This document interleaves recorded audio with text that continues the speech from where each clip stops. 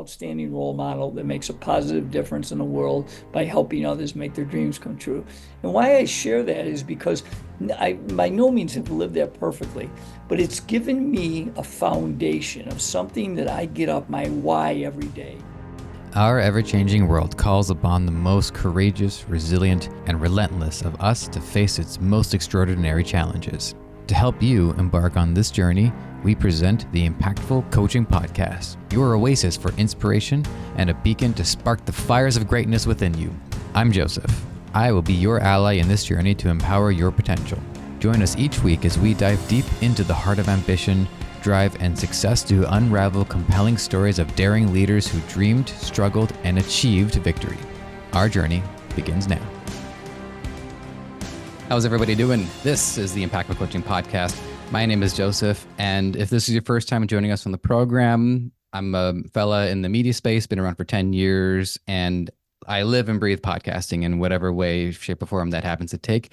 I'm here today with Coach Jim Johnson. Jim, I've already asked you before we recorded how you doing, how you feeling today. So in the interest of incrementally getting better at this program, I'm going to try asking something different today. So Jim, anything new or kind of sticking out in your mind on a day like today? Well, one thing that I really, as I've gotten older, is that I really try to think about things that I'm grateful for each day, and so something I started a gratitude journal about a year ago. It's something I always heard about, and I never thought about actually sharing ideas that I'm grateful for. So that's a habit I started about a year ago that I encourage people because. We forget, there's a lot of challenges in life. Like I'm going through a challenge. My father is very ill, and that's been tough on the family. But I also have a lot to be grateful for. So something that I've learned to do better, and I encourage the listeners to always think about what you're grateful for. Thank you for sharing that. I think I'm going to continue asking that question in the future because I think it just opens things up in a more profound way. If I may share with you, my partner and I. We moved into this place in Ajax because in summer we had lost her father, my father-in-law. And grief is one of those things that is probably one of the few things that I think can truly connect the human race. It is something that we're all going to have to go through, something that we're all going to have to share. And one theme that I like exploring is how I think the best leaders are the ones who can understand that grief and can inspire action in spite of that, because it is a difficult thing to go through. So thank you for sharing it. It's a very open thing for you to say. And so I will be sure to give you a prayer or two when it's nighttime for me, which I've been doing for the last 7 or 8 years. Because you mentioned gratitude too. And the concept of gratitude actually came up for me in an unusual way. But those of you who have listened to this program before know I'm all about unusual ways. Which is I watch a lot of material out of Japan, and most people know as anime. And in a lot of these shows, they talk about people trying to get stronger and stronger and trying to figure out what is the next step.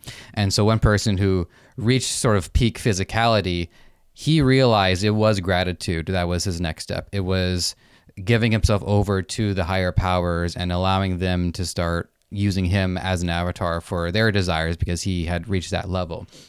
And so for that reason, most of the nights when I do pray, even if I don't have anything to say or to ask for, it's really just been about gratitude. It's, thanking for today's challenges, thank you for today's mercy, thank you for today's forgiveness. And so it is something that I have done for quite a few years. Oh, great. Excellent. So with that, our opening question is a podcast staple. You've seen this coming. You all know what's going to happen now. Jim, would you care to share us what you do in the professional world? Sure. So I was a longtime teacher, a physical education teacher, mostly in a high school, and I coached many sports, but my main sport was basketball, and I coached boys basketball for 35 years. 33 of those years at the high school level, and 30 of those years I was a head coach at 4 different high schools. And I kind of got motivated because my dad is my hero, and my dad was my high school basketball coach. So I really fell in love with the game of basketball. Of course, like probably a lot of kids, I wanted to be a professional basketball player, but found out I wasn't good enough to do that. But I found a way to stay in the game of basketball by impacting young people by coaching them. So, And I think it's important to understand that in these ecosystems is that every contribution is significant, even if it's not the NBA. All of those tiers that are there still act in service and they still support that. And then, of course, I mean, not everybody even wants to deal with that kind of pressure, right? Some people just want to play for the love of it. Right.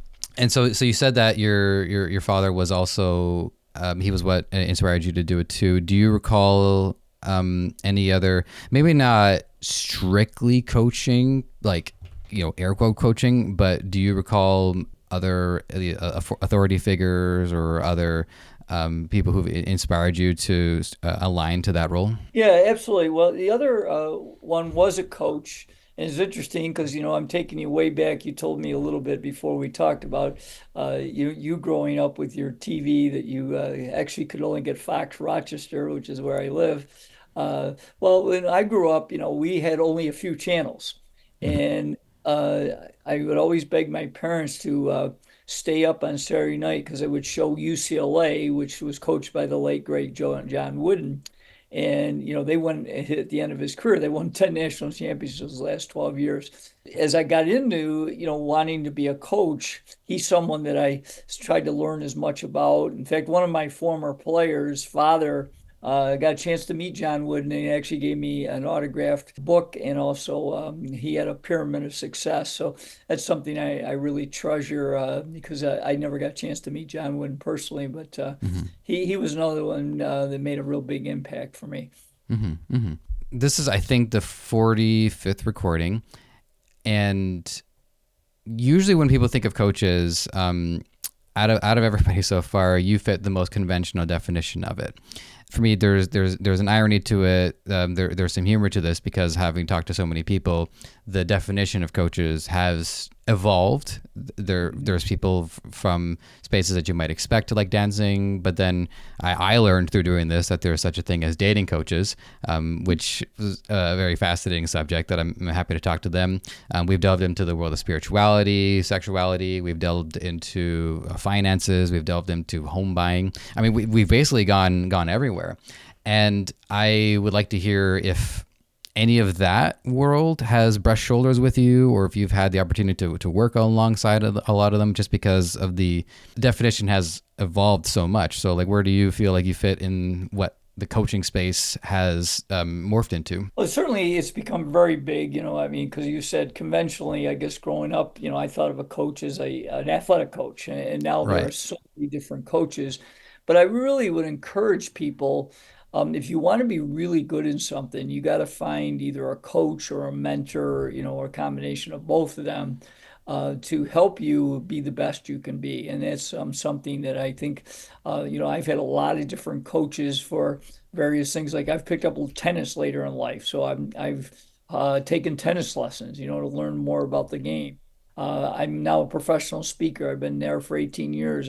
I'm the part of the National Speakers Association, so I've met some of the best speakers in the world. I've attended workshops on speaking. I've hired people to give me advice on speaking. So I do highly recommend that you find a coach that works for you, that has expertise and can connect with you to help you be better in whatever craft you want to study. But there's a coach for all, it's funny you said the conventional coach. I don't know what that is anymore because there's a Mm-hmm. coach for anything. There's cooking coaches, there's dance coaches, there's, health coaches, there's, finance coaches, the list goes on and on. What they can do if you find the right one is they can really shorten your learning curve because of their experiences and their knowledges that they can pass on to you. So I highly encourage people to look into getting coached because I think it helps you immensely be the best you can be in whatever your endeavor you want to try. That's a pretty poignant point that they can accelerate the learning experience. And it got me thinking of a hypothetical situation where perhaps someone has tried to go at it on their own for a long time and has built up a lot of raw experience. And I would hate to find myself in that situation, but if I were, the wisdom that I would give to myself is all of that information can now be compressed and it become dense. And that is now something that a coach can help you take all of your raw data and optimize it. So I think even if you are trying to go the solo route and maybe you've been doing that for a long time, that is still worthwhile data. That is still something that the coach can still transform and transmute and turn into something practical and useful. So that for me Absolutely. is an important takeaway. Yep, for sure. I did read your backstory, and I will allow you to say it because I'm not going to be the guy who's going to tell your story better than you can. But what sticks out to me is how the significance of it was really such a driving factor for the service that you wanted to then provide to others. And some of the things that we're going to be doing today for the audience is we're going to understand how you went from basketball coach into speaking. But I think the first thing that's important to do is for people to understand, what was the inspiring moment for all of this, which on your website people can read at length, which is the miracle night. So I know the story, but I still feel the best storyteller out of the two of us is you. Certainly. So, well, it's a story for me. You'll never get old because it touched my life deeply. And fortunately, I've now been able to share it all over the country. I have spoken Canada as well. So, but in the story you were mentioning, the Miracle Night was I had a young man. His name was Jason McElwain. The world now knows him as J Mac, a nickname that I tagged because I couldn't pronounce his last name. So, fortunately, he liked it. But Jason is on the autism spectrum, and he tried out for our team 3 consecutive years, once for the junior varsity, and I was the head coach, and then 2 years for the varsity, the team I coached, but I was also the head of the whole program. And I just got very close to Jason. He had so much passion for basketball. And one of the things we always talked about is we wanted players in our program that will we over me, that they will put the team first. And Jason was that. And the other thing for your listeners, for the context, is in my 30 years as a head coach, I could probably count on one hand of a young man, if they didn't make the team, would try out again. And if they did, it was usually a half-hearted, like they wouldn't commit in the off season. Jason was totally different. After he didn't make our junior varsity, served as a team manager, then came to all our off season and stuff. And that's where I really got to build a relationship with him. And he tried out for the varsity as a junior, didn't make it, served as our team manager. In his senior year, he did again all the work, but to be frank, he wasn't a very good player, and he was very small in stature. He wasn't a very good athlete. He was like 5'9", 110 pounds his senior year in high school, but his heart was big. And so when I told him that he wasn't quite good enough to make the team as senior, I told him I wanted to give him a gift. And the gift was I want to give him an opportunity to be in uniform for our final home game, which we call senior night, where we honor the seniors before the game. And we'd bring their parents and guardians out before the game. But that night was profoundly touching to see Jason now, instead of his white shirt and black tie that he would always wear to his games, he's now donning number 52, a uniform that I gave him that was way too big, but he didn't care. In fact, the rumor going around that he slept in it for 2 straight nights. To see him embrace his parents in uniform is a memory I will cherish for the rest of my life. Well, my dream was I wanted to get him in with enough time to score a basket. And with just over 4 minutes to go in the game, I thought the time is right. And he got in the game. And what was really cool, but at the time was very touching to me, was we had a good student body following, called themselves the Six Men. And when Jason entered the court for the first time with just over 4 minutes to go, they gave him a standing ovation. But what I didn't know and Jason didn't know is one of our parents had made these pictures of Jason's face. He was like our unofficial photographer. And he put them on these paint sticks, like placards. And they show Jason's face when he walked on. And I got so overwhelmed with emotion. I sat down, which I rarely did during the game, and tears started to roll down my face. Well, now Jason's in his first varsity basketball game. The first time our team has the ball, one of our team players throws it to Jason in the right corner. He shoots a three. The crowd stands in anticipation. Joseph, it misses by like 6 feet. And I kid people because I was a public school teacher that you're not supposed to pray in the public schools, but I was praying, dear God, please help him get one basket. Well, the next possession, he has a much shorter shot, and this time he lets it go and at least hits the rim. So I'm thinking to myself, all right, God's starting to listen. We're getting closer. Mhm. And the third possession is another 3-pointer. This time, magic. It goes in. The place erupts. And I'm thinking to myself, God must be a basketball fan. Not only has he scored, he's got a 3-pointer. Well, Jason's idol was the late, great Kobe Bryant. And I'm going to fast forward and I'll come back and finish the game. 6 months after that game, Jason's at the ESPY Awards in California. He's up for the greatest sportsman of the year. And I kid you not, one of the finalists for the same award was his idol, Kobe Bryant. Kobe had scored 81 points in an NBA game. So he meets his idol and he beats him out for the ESPY. Well, how did he do that? Well, after he made that first three, he makes another three. Then he made one, he missed one, and the place is going crazy. And the two things I'll never forget, with a minute to go, I'm still sitting on the bench, tears still flowing down my face. I cannot believe what I'm seeing. And I get a tap on my shoulder. I look behind me. It's J Mac's mother.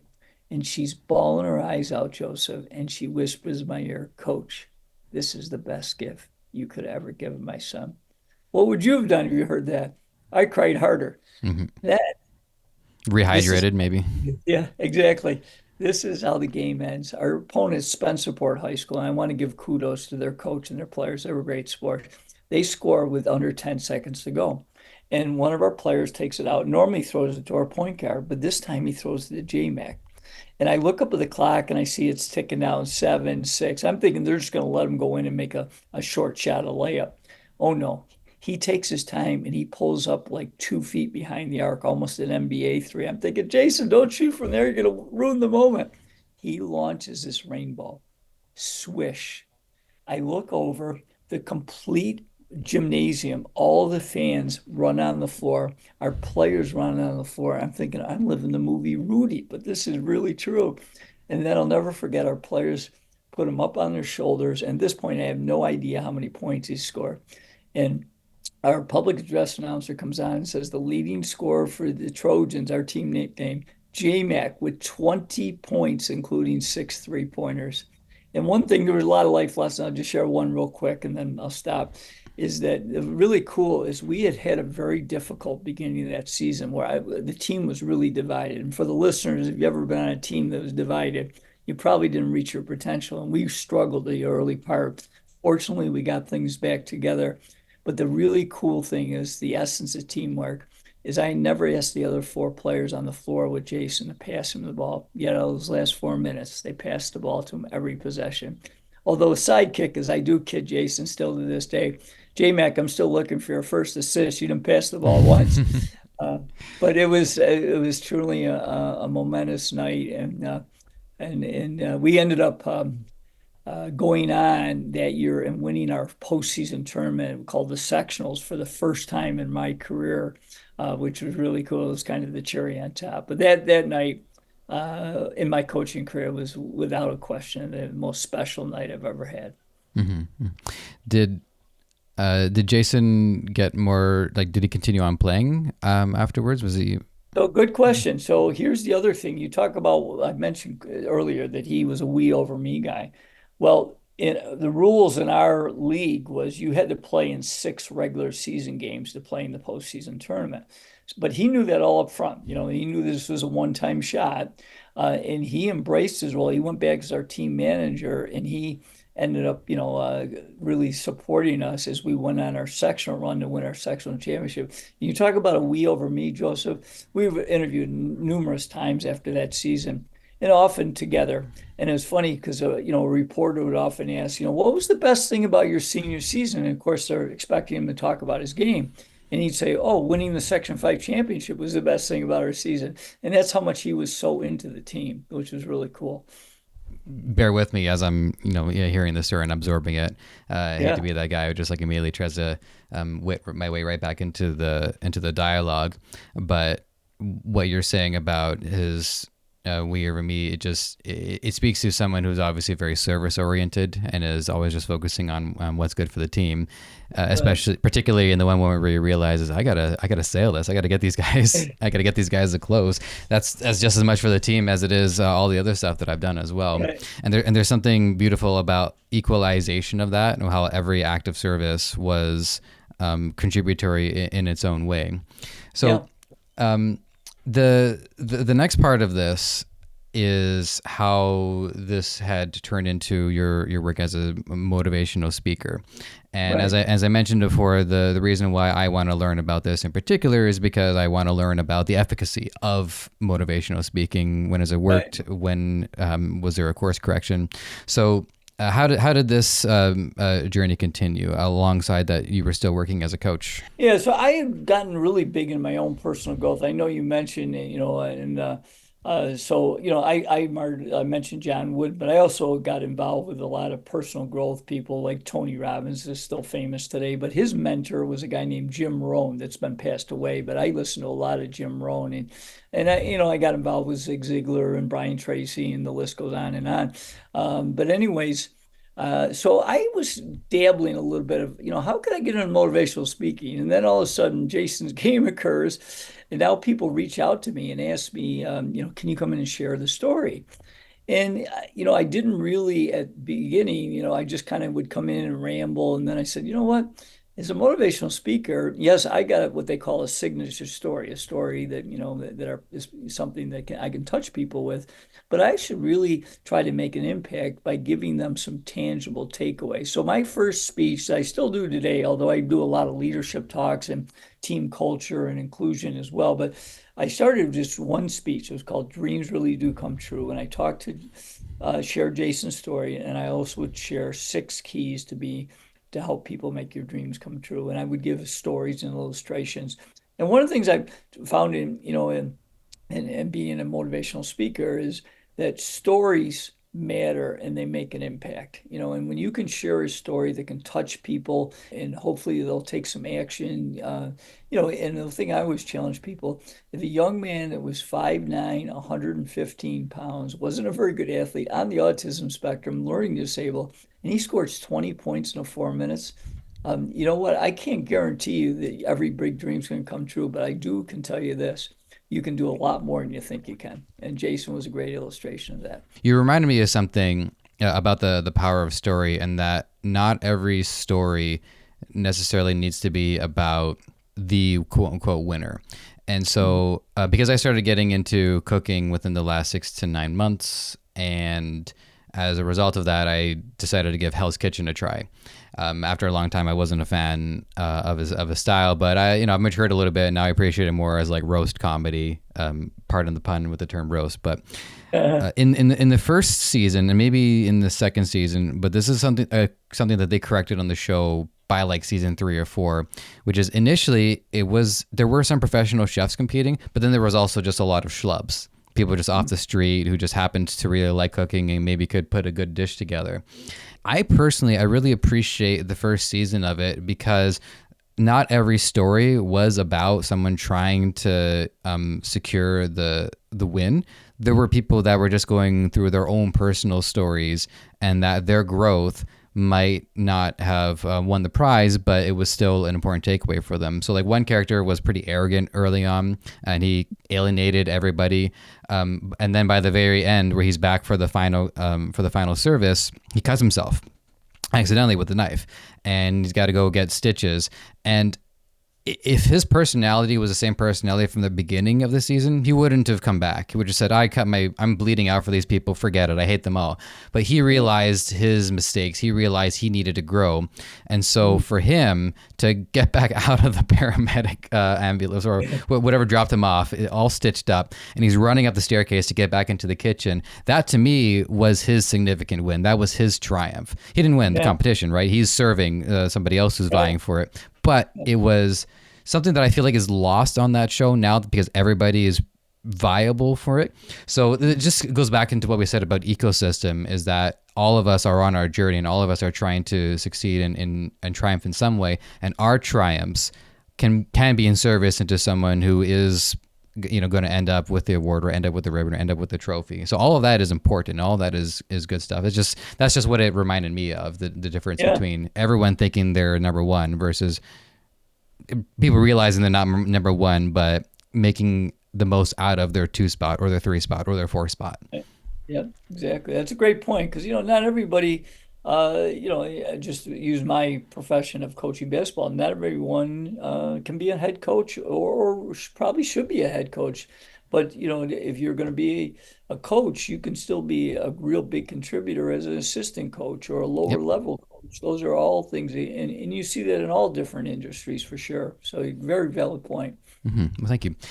Now, what I would expect, because you've been working as a coach for so long, is that I feel like some of your motivational speaking was probably honed as you're standing in front of the team and you're trying to Yep. get people motivated. So, did you notice there was a commonality between the kind of speeches you were doing now on stage, or where you're being booked, versus the kind of speeches that you were delivering to your team when you're rallying them? I think definitely. I think it was very helpful because, although I had, what a lot of people would call a signature story, the J-Max story, but I also would weave in other stories. And the other thing that was very helpful for me is, when I was inspiring my team with, a short talk and a team meeting or just at the beginning of practice, I would often come up with trying to share a story or an illustration. I would often call them warnings and examples.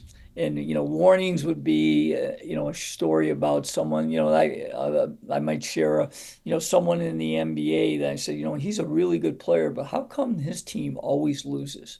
And we would try to get them thinking about what were the things, his characteristics, that seems like his, and we start to figure out, well, he was selfish, he didn't really want to share the ball, he didn't play defense, and those kinds of things. And then the other side is examples. I would often bring up, whether it was a sport or someone was highly successful, why is their team always successful? What were his characteristics or her characteristics, that made the team better? That's a really important thing, in motivation. I always talk about, because I do a lot of leadership talks.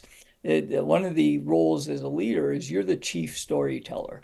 And you've always got to be searching for stories to help inspire and also, as I said, share examples of what you're looking for and also share warnings of what you're not looking for. Well, that ties into a perfect question that I wanted to make sure to ask you, which is, and this is something that I see as a very key point on your website as well, which is the importance of using life experiences to teach these lessons.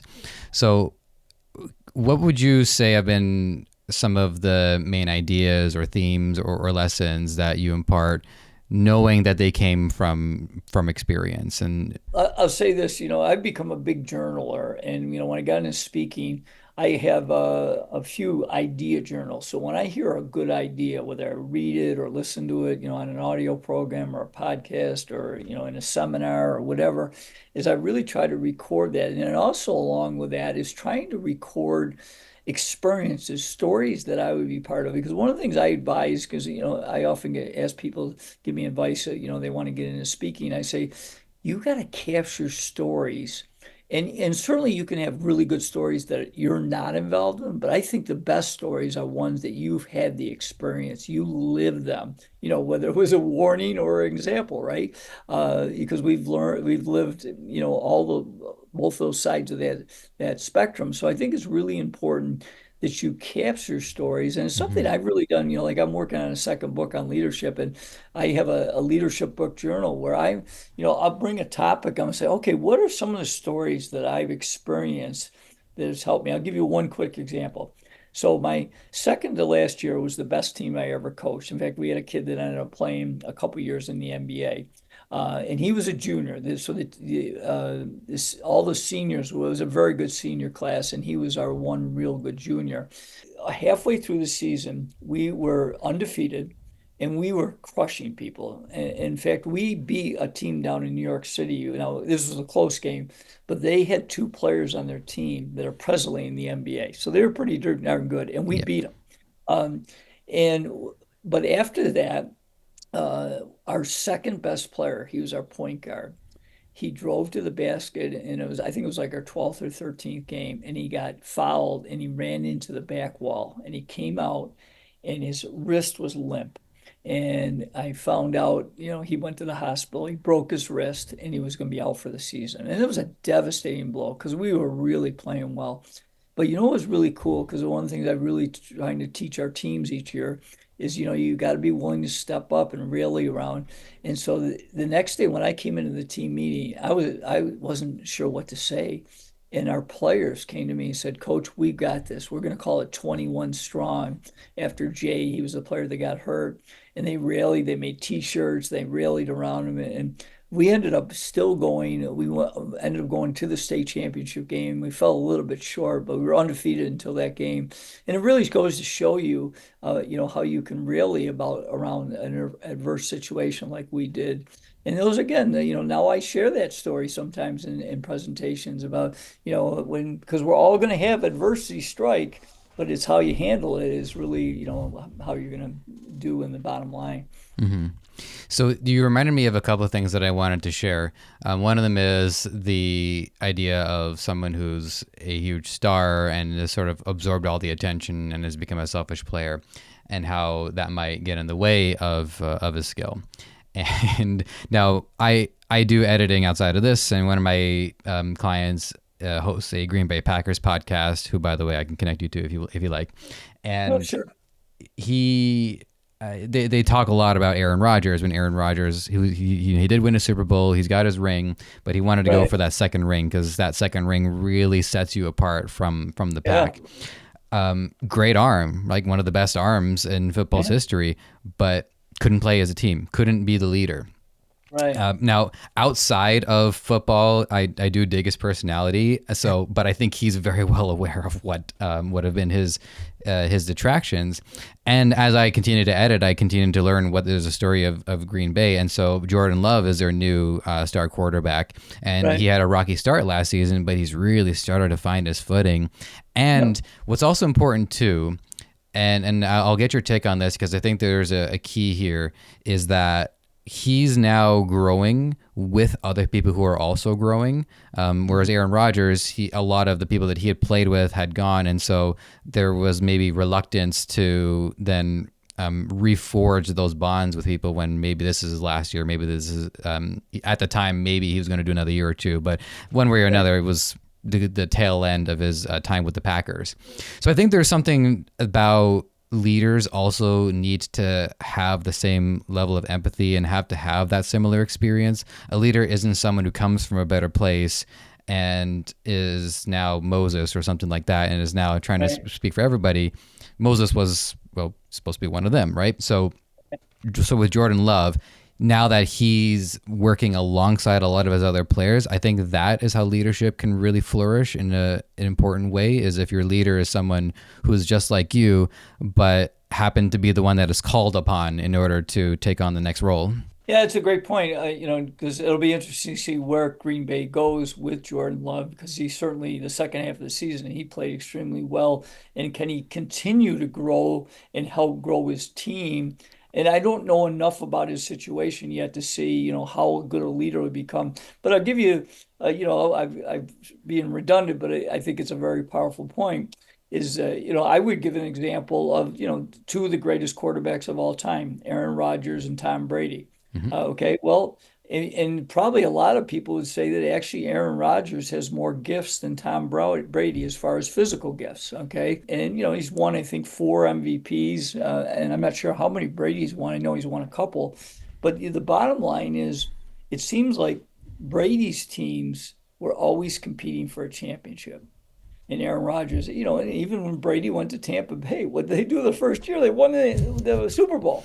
So it'll be interesting to see, because in fairness, Aaron Rodgers, he got hurt for first game last year, to see where his leadership will take. If can the Jets, because the Jets haven't made the playoffs in like a decade, Yeah. so that'll be an interesting thing to see there is, but that would be a great example of what I would share with my players.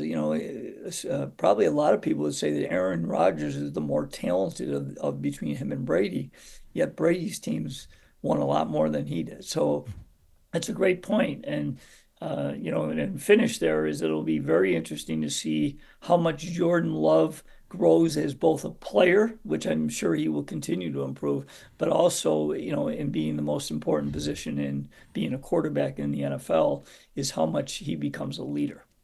I agree with that, and I appreciate that. And the last thing I want to say on this, and then we got to shift back, which is Yep. that Green Bay as a city, and not just my words, just the words of the people that I'm working with, is that Green Bay has been kind of spoiled on like great performers and great throwers for a long time, and so living up to those expectations, you can see it. Well, this is an opportunity to show I'm as good as them, but it could also be maybe too much pressure. So I don't know. That's Yeah, where we're yeah, seeing that story goes, but that's the last thing that I want to say on it. I am yeah. surprisingly able to hold on to a lot of this information because my nerd brain, honestly, a lot of the time it just goes right in, comes right out. I really try in earnest. But all right. So what I wanted to follow up on, and this is the last thing that I want to ask about in regards to the motivational speaking side of it, and then I want to actually tie into.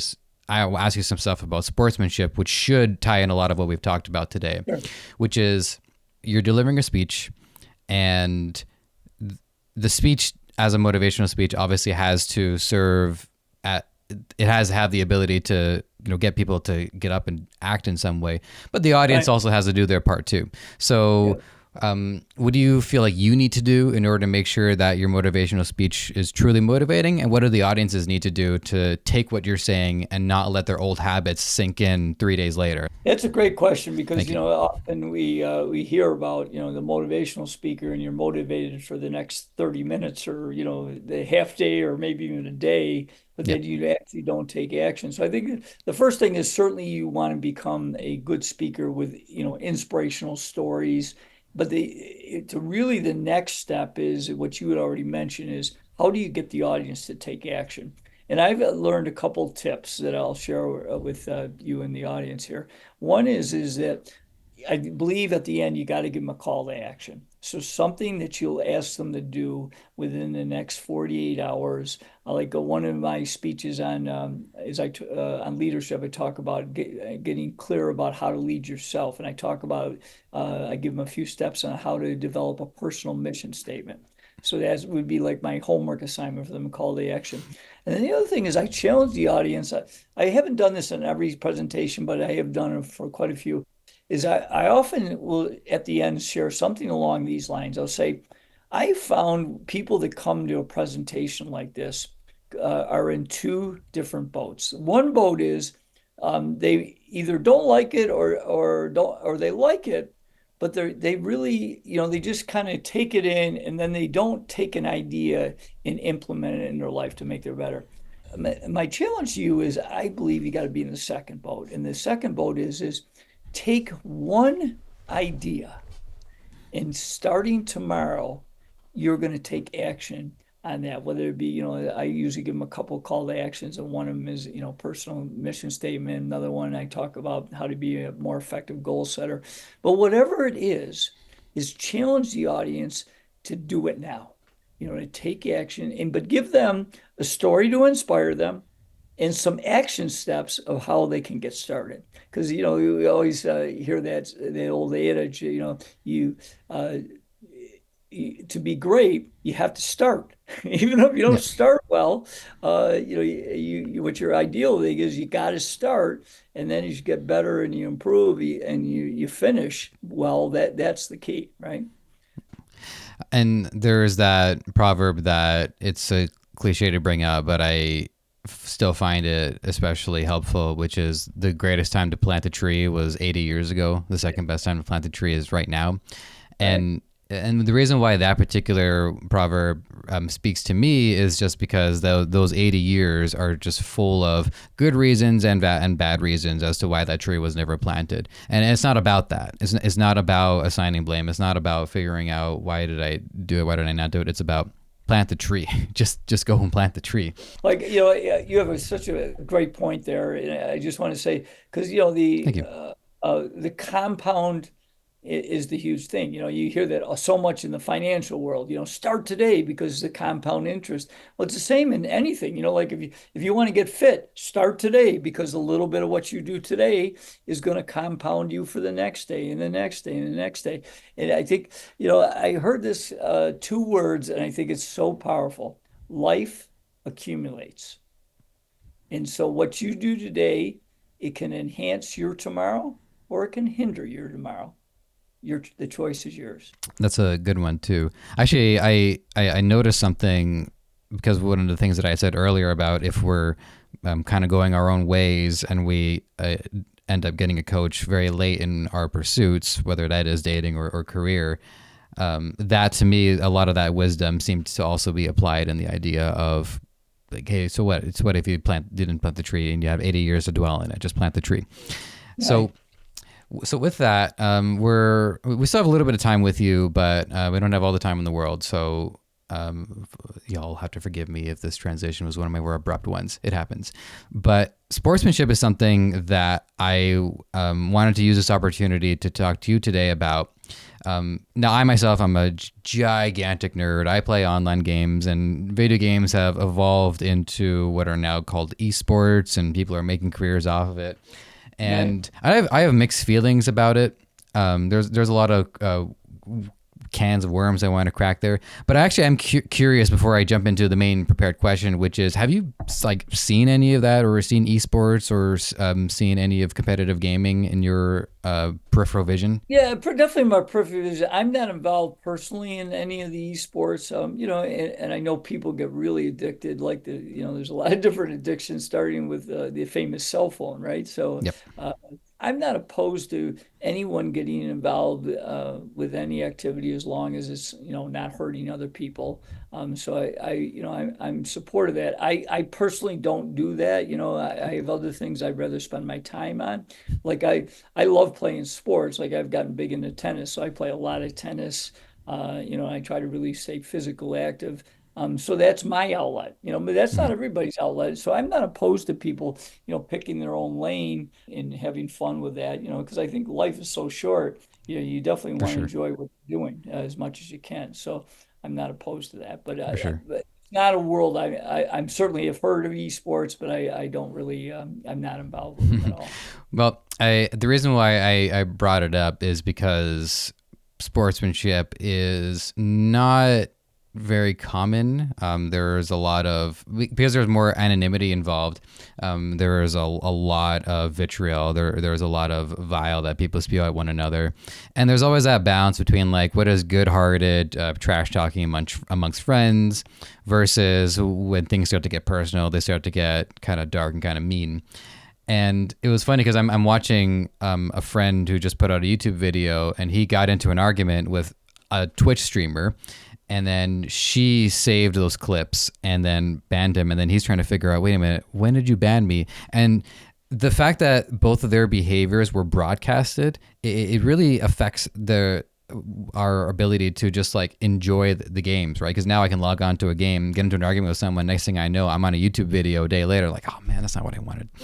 So what I'm getting at with this is I just really wanted to dial into the importance of sportsmanship. And before I do that, a little bit of a fun bit that I like to do on the show, which is give us the definition. So the CEO of Wikipedia just found out that the whole website has been wiped out. And he's called Jim Johnson and says, Jim, don't ask me how I got your number, but what is the definition of sportsmanship? Well, I would say I'm going to take it from the coach perspective because obviously I was a coach a long time. And is I think you've got to be the model. You have to lead by example of how you handle both the good, the bad, and the in between in when you're competing in a sport or in any activity. So I think it's really important that one of our core values of our program was respect all people. And so, I would kid with kids, and trash talking, but I really was clear with them is that we want to respect all people, and we want to be people that are going to, be excited about a win and be humbled by a loss, but also be able to handle them both in an appropriate manner. And that's where I think it starts. We need to have more models. And by no means was I perfect. I got upset at times, had a bad call or whatever. But I think that as I got wiser, I realized that I got to be the rock for our players. And when adversity strikes, if I'm losing control, that's going to lead to probably the players losing control.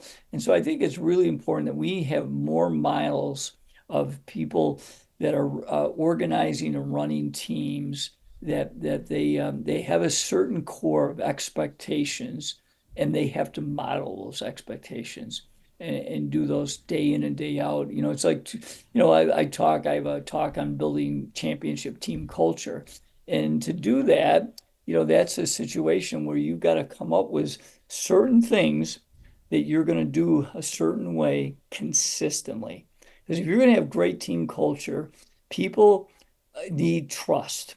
And to do trust, one little sidelight, I encourage leaders, I'll always ask them in one of my keynotes, is trust important in a team? 100%. Everybody agrees. And then I kind of really stun them when I said, well, if trust is that important, do you have a trust plan? And then I would share our three-prong approach because I took over four programs. The first, and they were all losing. The first one was a disaster. I got lost my job after my first year. The other three were able to turn around. In my last job, we never had a losing season in 20 years. So, but one of the things I really learned as I evolved is I'm the role model. I'm the one. So I've got to be teaching them how to be a winner on and off the court. That was our mission statement. And then it's my job, I call it the CRO, the Chief Reminding Officer. I have to continue to share with them what does it take to be a winner on the court. Yes, winning on the scoreboard is part of it, but you brought up sportsmanship. We wanted to be able to handle winning and losing in a first class way. And I would share with them what that looks like. How I handled it. Like when we win or lose, we go over and we shake the other team's hand. We Mhm. do it with a respectful way. We share good game or something like that, whether we win or lose. And I think those are things that you're really trying to teach in sportsmanship. So defining sportsmanship as me is acting in a way that's appropriate both in the highs of the game and the lows of the game. Well, one thing that came to my mind just a couple of days ago, even before I was starting to dial into this recording, is the concept of viewing a loss as worse than nothing, because I mean, that's not true. Like winning is obviously great. Losing is better than nothing because nothing doesn't give you any experience. It doesn't give you any insight. It Right. doesn't improve any of your technique. So, and if you think about what a lot of people go through when they start their own businesses, you hear a lot of people say, "Well, I'm losing money on this. I'm doing this at a loss." But there's this understanding that this is the necessary step to move towards either breaking even and then eventually profitability. So I think something happened, and this will tie into the next question about the theme of sportsmanship. But I think as entertainment platforms grow, especially with if you look at Twitch platforms and competitive scenes, is that losing can really mess with somebody if there's not a clear idea of how far that loss is going to be taken. If you see like your character, or you see yourself in a replay, and you're kind of being dunked on by the comments, it's hard to get something valuable out of that. And so people can become very, very afraid of losing when losing is actually like, I mean, sometimes it's even better than winning, like a really good, Right. graceful loss rather than an Yeah. unearned victory. Yeah, I think I know which one I would pick because Yeah.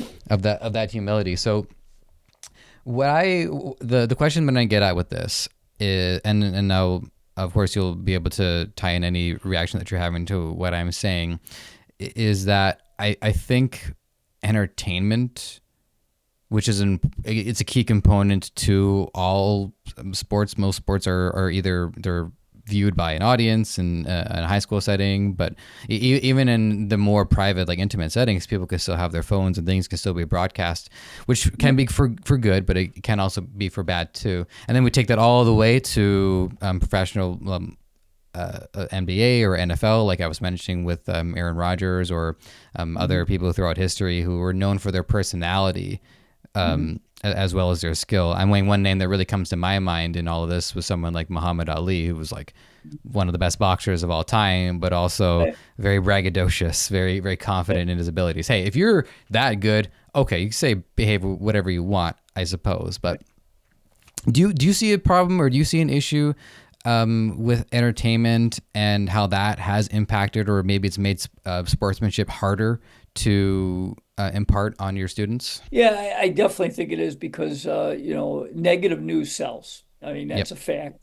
And because of that, that people want to see when other people fail you or lose control. And one of the things that, I really because there was a couple of things as I've traveled my journey and trying to learn more about life is, one of the comments I heard that I like is either win or learn, right? Yep. And then the other thing is I heard this the other day, and I really like it, is embrace failure as a friend. And we've all heard of ROI, your return on investment. How about ROF, your return on failure?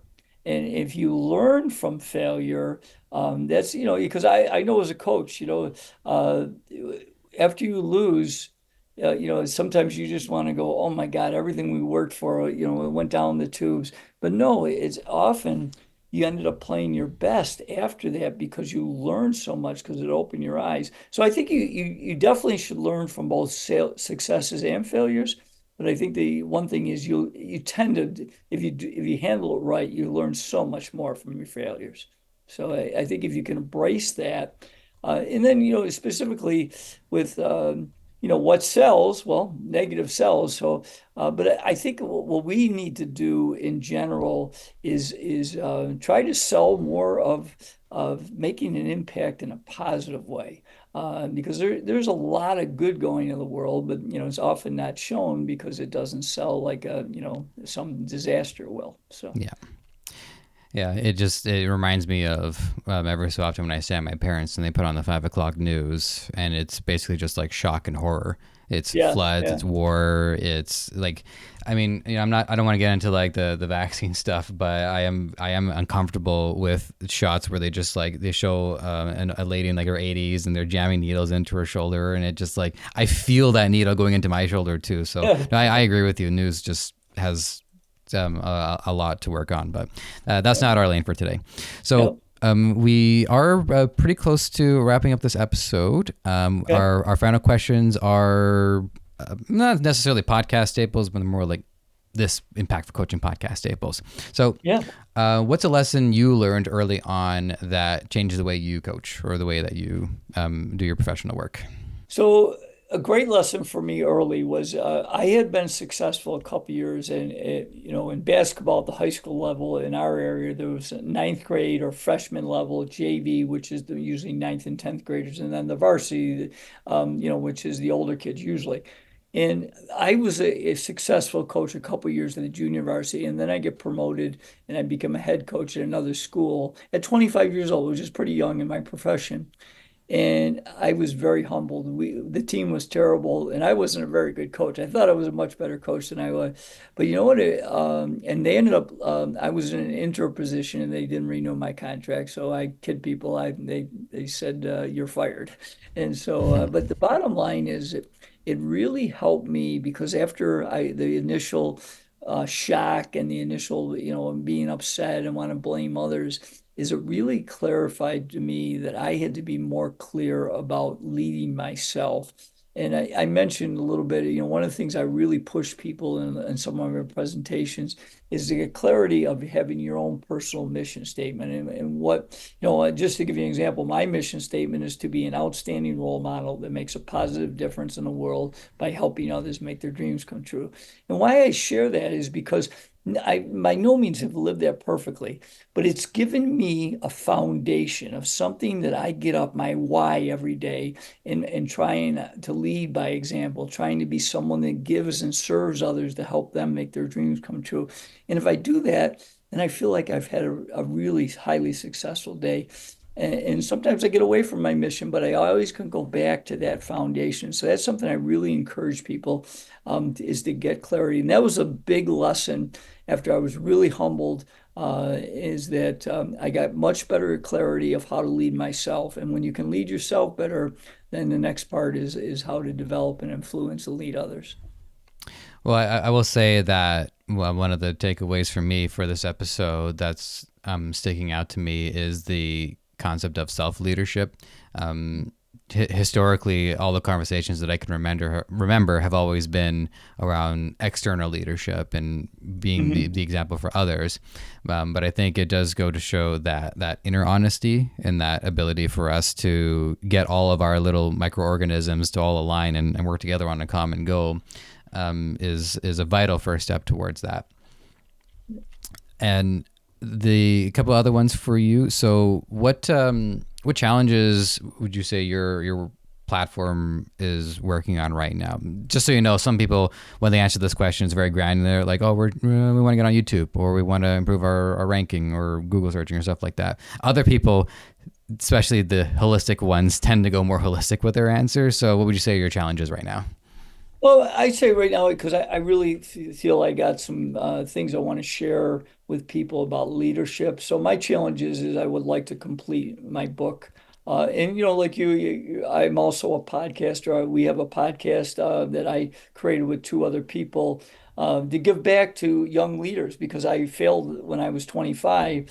It's called the Limitless Leadership Lounge. So I want to continue to grow that and share that because we've I had the opportunity to interview some of the best leaders in the world, and it's been something I've really enjoyed doing and trying to make an impact from that perspective.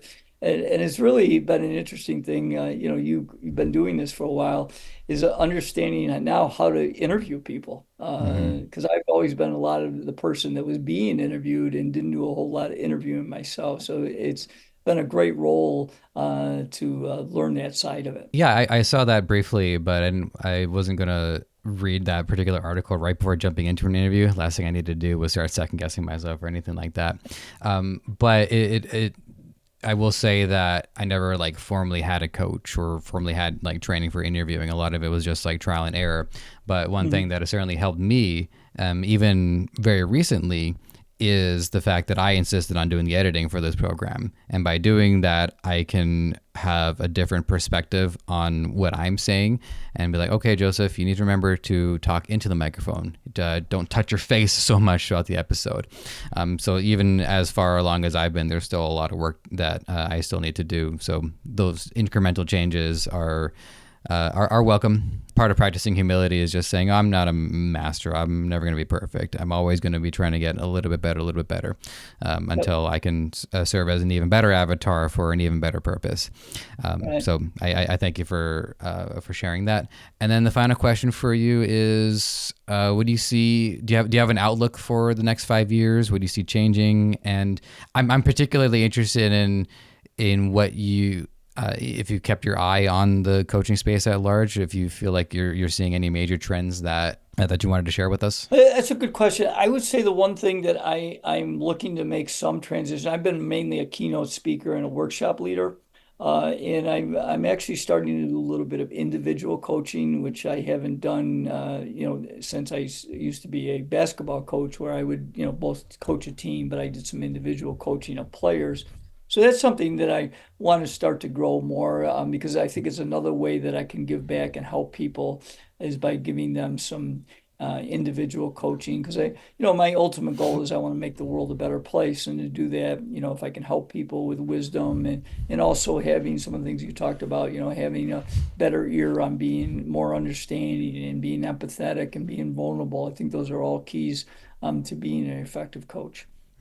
Well, I'm happy to hear that. I think it'll be an interesting challenge for you as well, is because your experience has largely been working in group settings, and what I've seen in aggregate, not just in coaches, but in some of the other people I worked with on other programs, is a lot of times they start working individually and find that over time they want to work with groups more Mhm. because they're just trying to optimize their time more.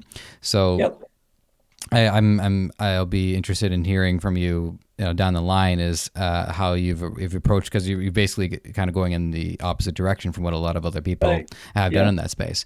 So that'll be interesting to hear about. But that is all the time that we've got. So Jim, I'm really glad we can have this conversation, knowing just enough in sports to survive this conversation as a personal achievement. But I will give you the floor once more, just in case there was any other like points or thoughts that you had floating in your mind as a result of this conversation. And then otherwise, let the audience know where they can find you online. Yeah, so yeah, I just want to say that one thing I'm encouraging people is to find ways to serve others and to treat all people with respect. I think we need more of that. And then I have a lot of free material. It's coachjimjohnson.com, and I have a free weekly blog and a free newsletter. I also have a YouTube channel at Coach Jim Johnson. And as I mentioned, we have a podcast called the Limitless Leadership Lounge. So I have a lot of different ways that I try to help people, and certainly then I have a lot of information about the different presentations that I do, and if I can impact and help an organization or a team or that type of thing, I love doing that as well.